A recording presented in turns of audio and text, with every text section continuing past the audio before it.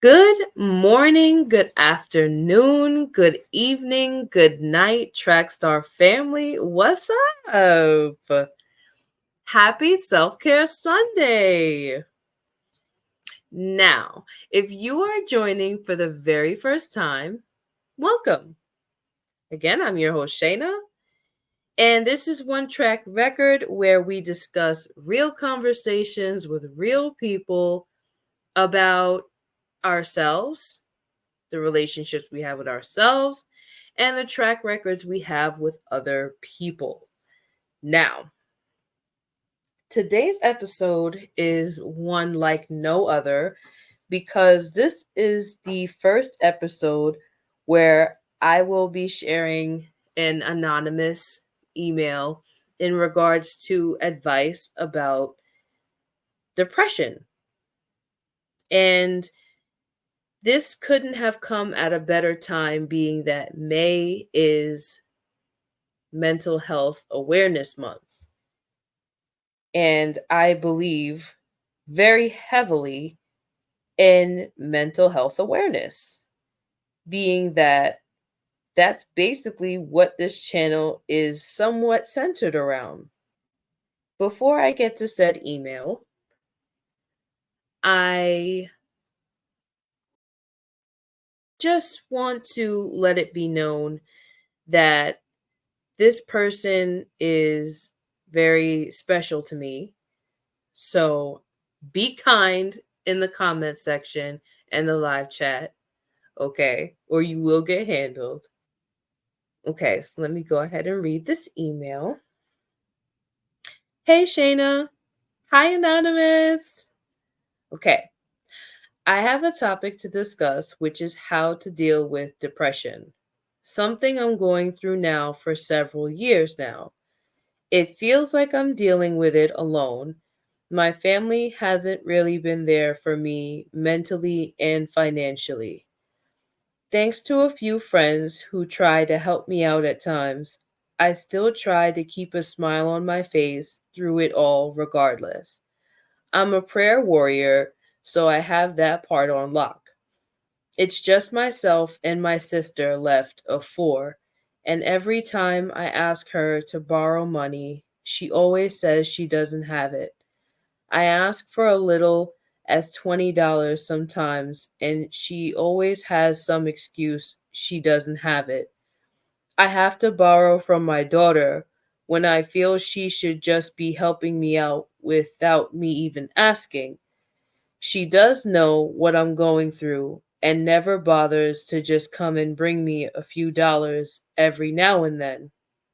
Social Security disability has denied me 6 times now this month and has been 4 years since I applied. I have worked all my life since 15, and it's my money they should be giving me back so I can live the rest of my life. I do collect a pension as I have retired early on disability. My pension alone isn't enough for the bills I have to pay. I'm trying to get out of New York by the end of the year to move south. I need another income to be able to afford a mortgage. I don't want to live in another apartment ever. I just need peace of mind and tranquility now for the rest of my life. I'll be 57 next month if God spares my life. It looks like I told you some of my life story, lol, but this topic may not only help me but others as well. Some people aren't as open as myself, which I have been like this always. Oh, by the way, I do see a therapist monthly. Thank you, darling. Thank you, Anonymous. Oh, my heart. Whew, this is heavy. first and foremost, I want to thank you again for sharing this email. I just felt this in the pit of my stomach. And I want to extend my condolences. I believe in the email you mentioned that you and your sister are two of four left. So, my condolences. This is heavy in that it deals with two slightly taboo topics, especially for those who are also prayer warriors, right? It deals with the idea of depression. I know in church settings, depression is super taboo to talk about. Everybody wants to spew out Bible verses for the joy of the Lord is my strength and this and that. When there's depression in the Bible, there was quite a few people that were depressed. Look at Ezekiel. Homie was about to be annihilated, okay? Running for his life. He asked the Lord, just take me out, not to dinner. Okay? This is real life. We're not here to sugarcoat anything. That's not what we do over here. But I'm going to start off just with the idea of depression, and then we can move to finances. Thank you again for sharing your sentiments. Whew, this is heavy. All right.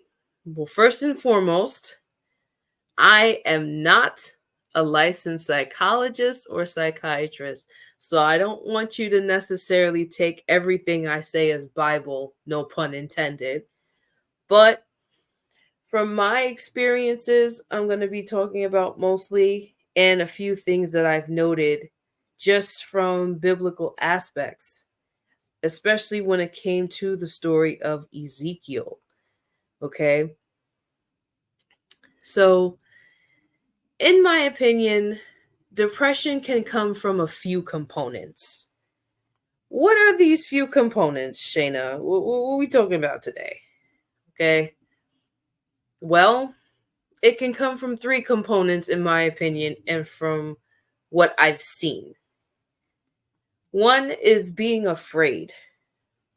Being afraid may stem from what others may think about you or what they do to you. It can come from isolation, where you may feel that people around you may not fully understand what you're going through or how you think or how you feel. And you may also be afraid when you're not able to complete the tasks or the responsibilities that you may have before you.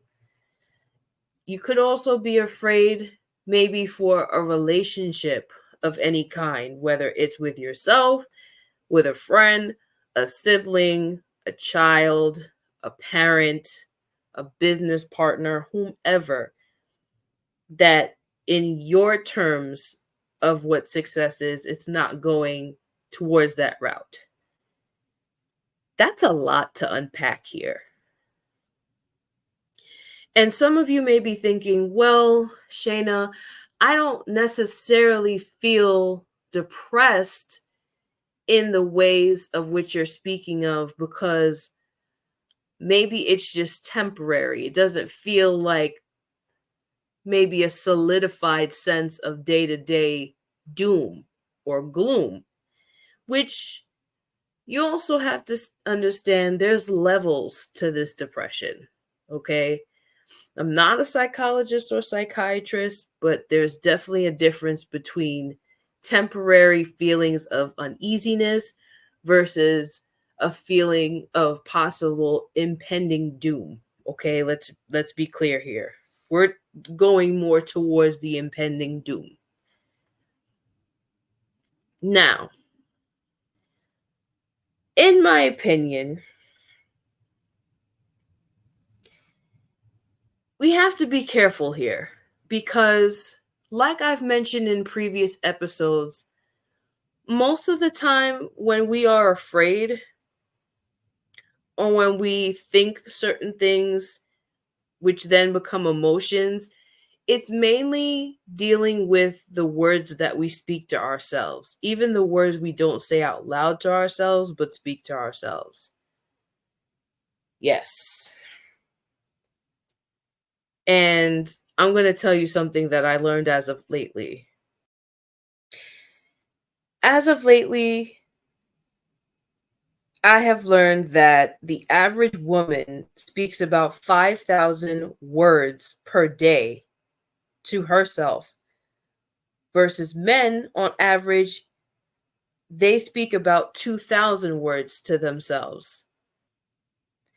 Now, what most people don't understand, especially when it comes to spirituality, how you speak to yourself is literally how you set the precedent for a lot of things to go either good or bad. It all starts in the mind. So if I constantly speak on being afraid, I'm going to manifest fear.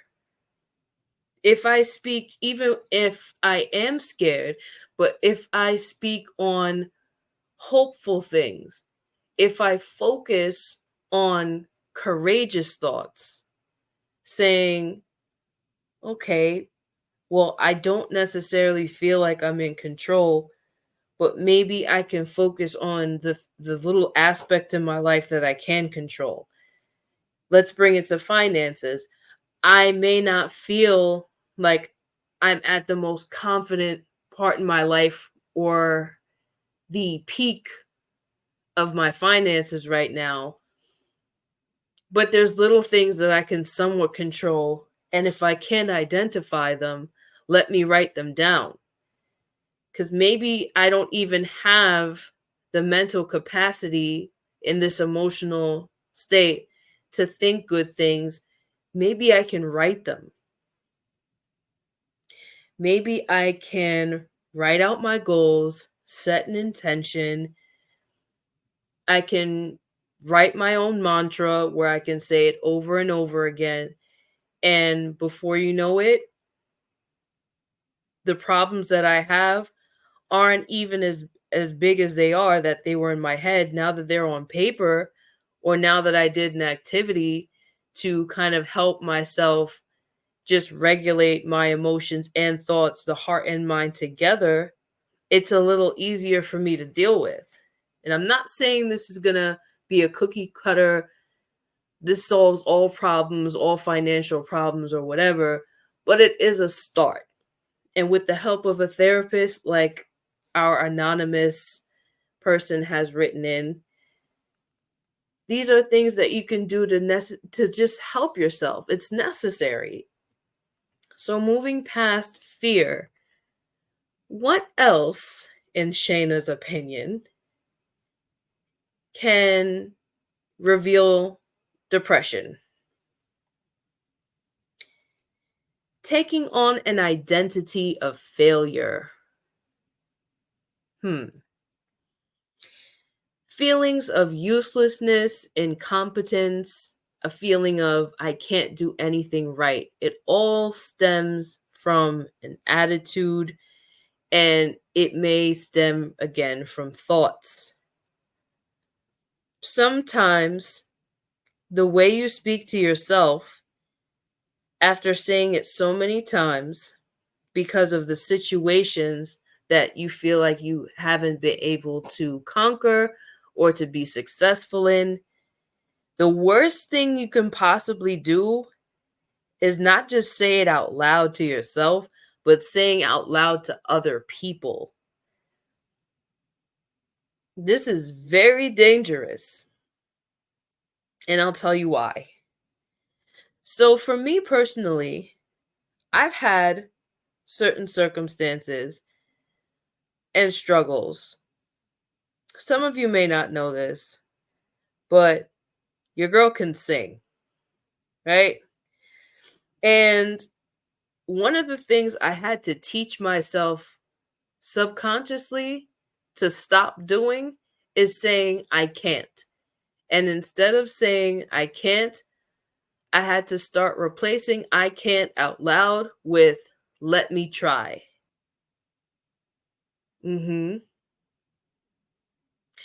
Because for so long in my head, I was wearing a badge of failure every time I said out loud and thought I can't instead of saying let me try, because failure really comes from not trying at all. Success never happens without some type of failure first. I know it sounds cliche, but it's very true. And I need some of you that are listening and may suffer from depression or know someone who's suffering from depression, some of them may be feeling like they are a failure or they're useless, incompetent, or they really do feel like they can't do anything right. If you're not necessarily the person who is going through the depression, sometimes just being there for a person and telling them and reassuring them of all the good they have done in the past, or just for yourself if you're suffering from the depression, if you stop and smell the roses, you can do for yourself a world of good. Because spiritually, the enemy loves to lie to you and tell you how much of a person that you're not good enough, you're not this, you're not that. That doesn't come from God. It doesn't. And it started in the garden. This started with a sense of, I am upset because God will continue to give you second chances, but I only had one and blew it and can never recover. You think somebody or an entity like that is ever going to let you have peace? Okay. He's a hater. He's a liar. He came to steal, kill, and to destroy. You want to know where the devil is? He's wherever takes away your options and takes away your identity in Christ. That's where he is. To steal, kill, and to destroy. So I need you to start speaking life into your situations, speaking life into your hearts. And if you're not able to speak it, write it down. Okay? No more saying, I can't. Say, I try, I'll try my best, all of that. Now, what's another component from which depression can reveal itself, in my opinion? Extreme tiredness. If there is anybody in the chat right now or in the replay that is feeling depressed, okay, I need you to understand this. I'm speaking of fatigue when it comes to emotional, physical, mental, and spiritual exhaustion. Maybe you feel like you have conquered so much that you don't know how to stop. I'm speaking to my workaholics. I'm speaking to the people who never go on vacation because you feel like you quote unquote don't need one, or you feel like you can't afford one. Let me tell you something about taking a break. Okay? Again, I am a singer. You know what happens when a singer gets stressed out? It can affect their vocal cords. Yes. Some of your favorites who were great back in the day, but now you're like, what happened? It was probably stress, emotionally or physically, from doing miscellaneous activity. It is very important to take a break, not just on the next flight to Bermuda, okay? Sometimes a break is saying, I'm not going to answer the phone for this person who always calls me when they need advice or they're in a bad mood or they want to ask how I'm doing just to ask me for a favor that follows. Yeah, this is Self Care Sunday. We gonna talk about it all. Extreme tiredness.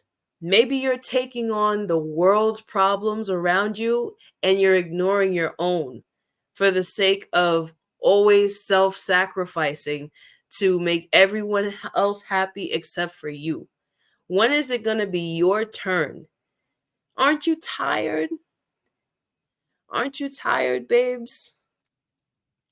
You're tired of pushing and repressing your own problems.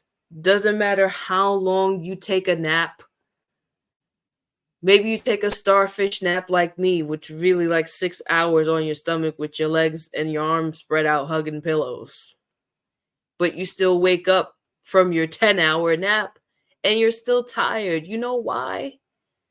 Because it's not your body that's tired. It's probably your mind and your heart and your spirit. So, Shaina, how do you deal with being afraid and taking on an identity of failure and extreme fatigue? Like, how do you avoid all this and get to a place where you can maybe deal with depression a little better? Well, one of the things I had to learn was my personality type. It's super important to get to know yourself so you know how the enemy wants to chisel away at you, how knows how to lie to you, tries to blend the things that he's trying to tell you with your own voice in your head. And I'm not saying I have all the answers because I don't. But just with me getting to know my personality type, here's what I can tell you.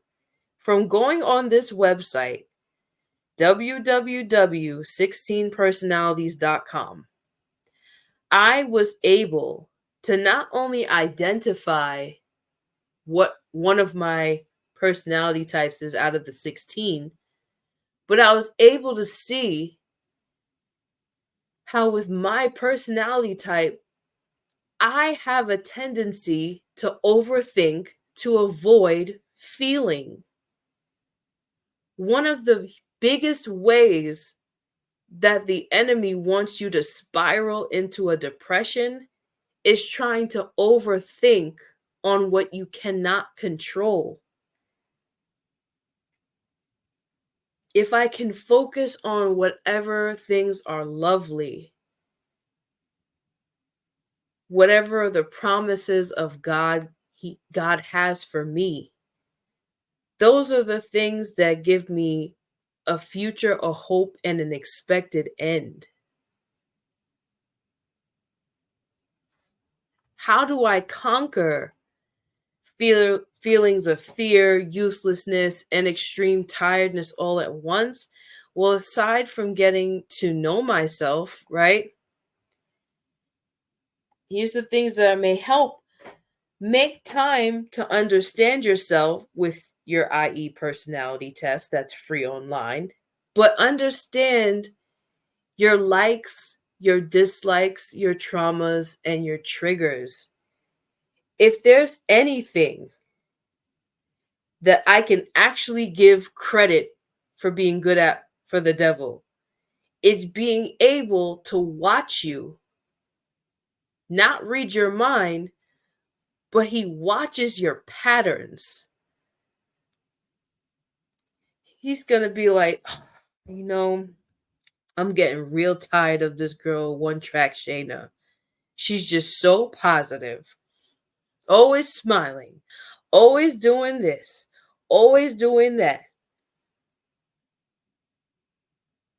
I threw a few darts at her mentally so I could put a couple thoughts in her head so she can doubt herself, so she can be miserable. What does she do? She writes down all good things and reverses her thoughts. Tired of this girl. I promise you that's exactly what's going to happen. And he's not going to necessarily stop. He may leave for a season, but he'll come back and try and strike again. But you know what? You got to take on the whole armor too. Ephesians 6. Sometimes you have to tell your thoughts to get out just by opening and blowing off the dust from that book. I promise you it works every time. Getting to know yourself more through your likes, dislikes, traumas, triggers, all the things that you may have experienced in your life. I don't care how old you are. Certain traumas that you experience in your life, if you don't process the emotions, if you don't go through it to get over it, you're going to stay at that age in which the trauma happened. Mhm. One of the biggest things I am learning when it comes to dealing with minor episodes of depression, because I've never had necessarily major depression. I was never diagnosed. Okay. I had to realize that depression can also be identified as lack of expression in certain areas of my life, which leads me to this one. Give yourself time to understand your purpose in life. Some people may have more than one purpose. For a long time in ebbs and flows of my life, I had gone through many times of depression because I felt lost. I didn't know exactly what I was supposed to be doing, if I was doing was if whatever what I was doing was good enough, until I really had to sit down and think to myself, my purpose in my life is probably the one thing I keep running from, but it keeps coming back to me. And until I face my fears, until I stop considering myself useless, and I stop running and exhausting myself, that's the only way I'm going to find happiness, joy. Joy extends happiness. Happy is temporary, but joy comes in any situation, knowing it could be the most grim situation ever, but you still have hope for tomorrow if God allows.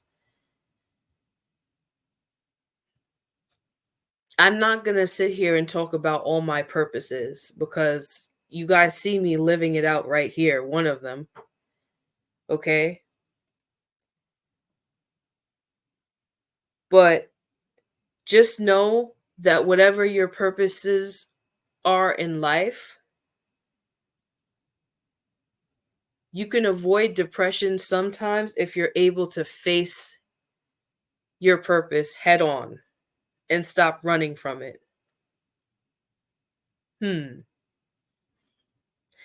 Let's look at the next one. Number 3, become selfish first and selfless second. Yes. It is very hard, especially as a woman, to have the idea that in order for me to help other people, I have to become a selfish person. That's kind of hard to hear, especially as a parent. I know the person who wrote in is a parent. And in regards to your child and your child not helping you financially, biblically speaking, it does talk about children honoring their parents, which I don't necessarily know the type of relationship you have with your child. That's between you and your child. I don't want to tell you necessarily what to do, but if your child is living with you, they should kind of contribute. And I say that because it is very hard when it comes to family to have boundaries, but we need boundaries, healthy boundaries, especially if you're two able bodied adults living together. It's not selfish to ask for money if your child is an adult and able bodied and is living with you. It's not selfish. I need you to also understand when I say become selfish first and selfless second, I need you to buckle up and prepare for this ride if you are to move out from New York in an apartment to your home down south. That it is going to come with a lot of boundaries. And boundaries are a thing that is very hard for every single person on this earth. You are going to have to create boundaries from right now, from now o'clock until you take a dirt nap. It sounds like, from the way that you wrote this email, that you may be the person to extend yourself, but others may not extend to you.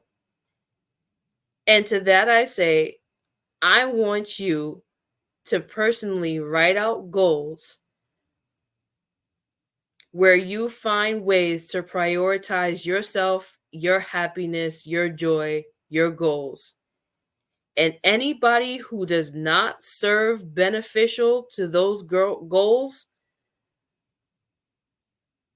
y'all got to have a talk about boundaries and make it clear. Okay? And this is the last one. 4, make yourself more accessible to the things and people who serve you the or their best. Everything else deprioritize. So if your child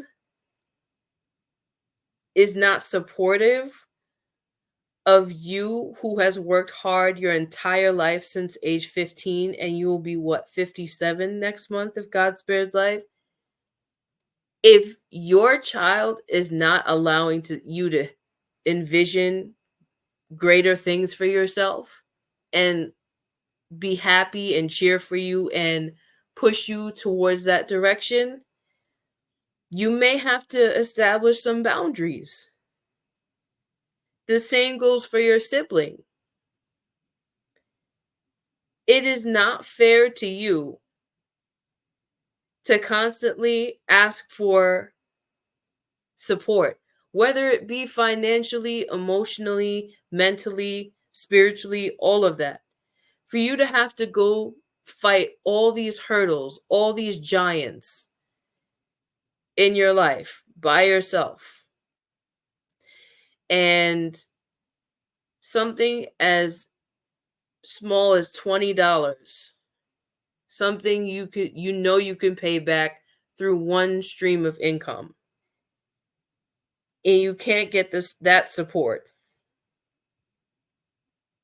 You may have to look for another support system. You may not be able to find support system within your family. And the beautiful thing about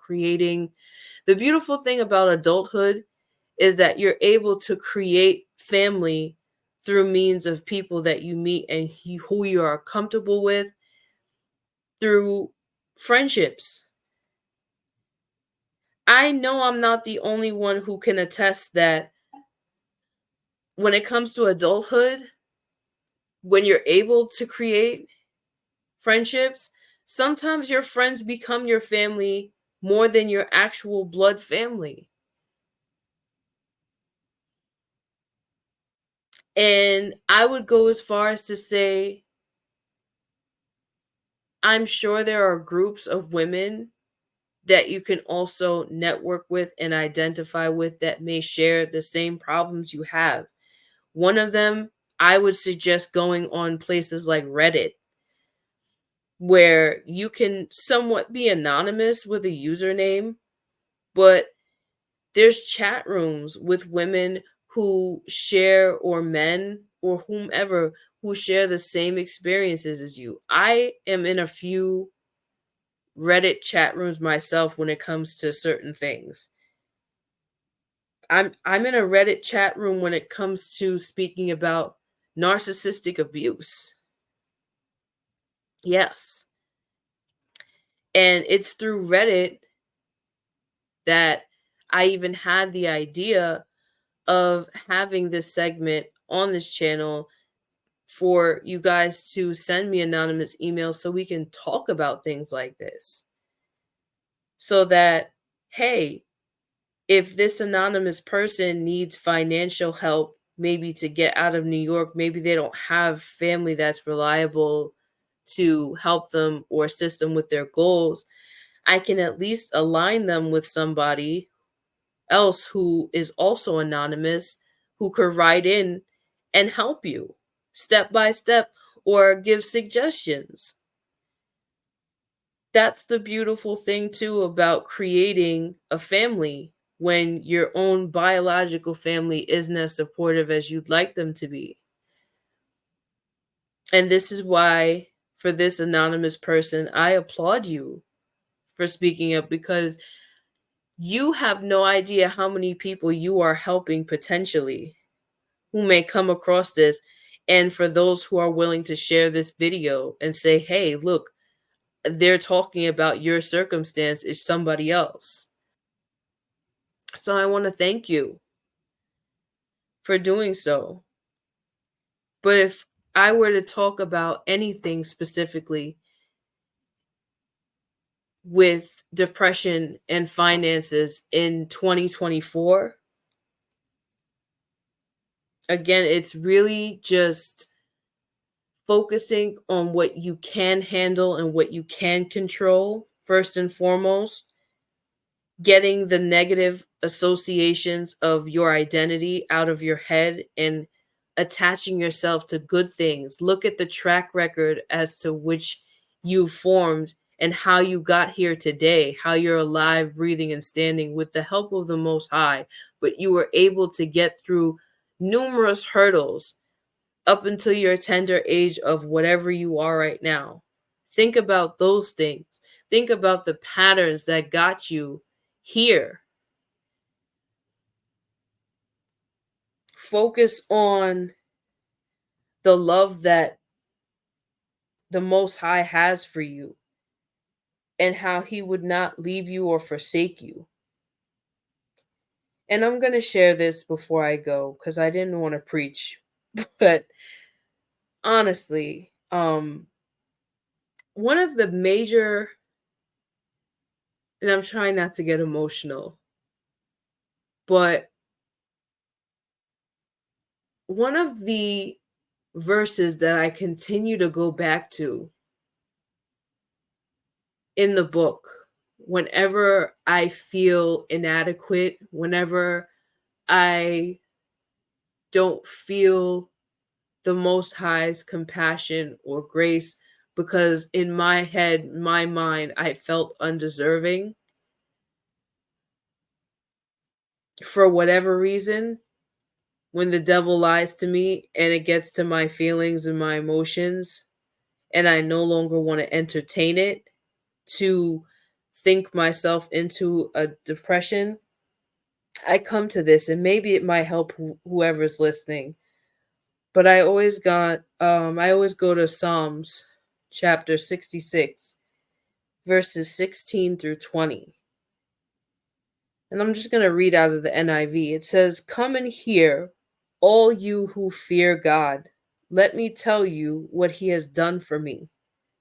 I cried out to Him with my mouth, His praise was on my tongue. If I had cherished sin in my heart, the Lord would not have listened.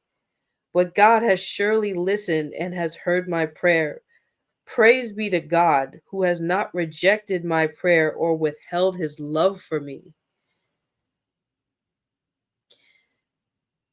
And in those verses alone, anytime I start to feel an ounce of depression, I just think about the mercies each and every day. The book says, his mercies for me are new every morning. Every morning I wake up. And the one thing I know God smiles about is when I wake up, before I even put both feet on the ground, I say, God, thank you. I'm not the most wealthy or the happiest with my living situation or my finances. There are goals that I have. There are relationships I want to better. I want a better relationship with him. But when I'm able to thank him for the circumstances, even though I'm not the happiest where I am, but I'm thankful and I'm grateful, I know he smiles at me. I feel it. And some of you that are feeling depressed right now, maybe it's just from lack of hope. Maybe your situation just seems impossible to get out of, but I want you to understand, as long as you're here, 6 feet above ground, you have another opportunity to network with people that are going to bring the best out of you, with people who are going to reassure you. Confirmation is all around you that your situation today doesn't have to be your situation tomorrow. If you just align yourself with all the things that God has for you. In the in Corinthians, it says his promises are what? Yes and amen. And sometimes all it takes is faith the size of a mustard seed for you to move a mountain. And if you are to boast about anything, boast about the things that God has already done for you and hopeful that he'll take care of tomorrow if he allows it. For anybody who's going through depression right now, I challenge you, if you're up to it and you're able to read the book, start with Second Corinthians chapter 1 and it'll change your life. My name is Shaina. You're listening to One Track Record, and I will be back Wednesday with more content. I won't tell you what I'm doing, but I want to thank each and every one of you, especially the person who sent this email for the topic of today's discussion. God bless you, each and every one of you, and I hope you have an amazing rest of your day. I will type and talk with you later. Happy Self Care Sunday. Toodles.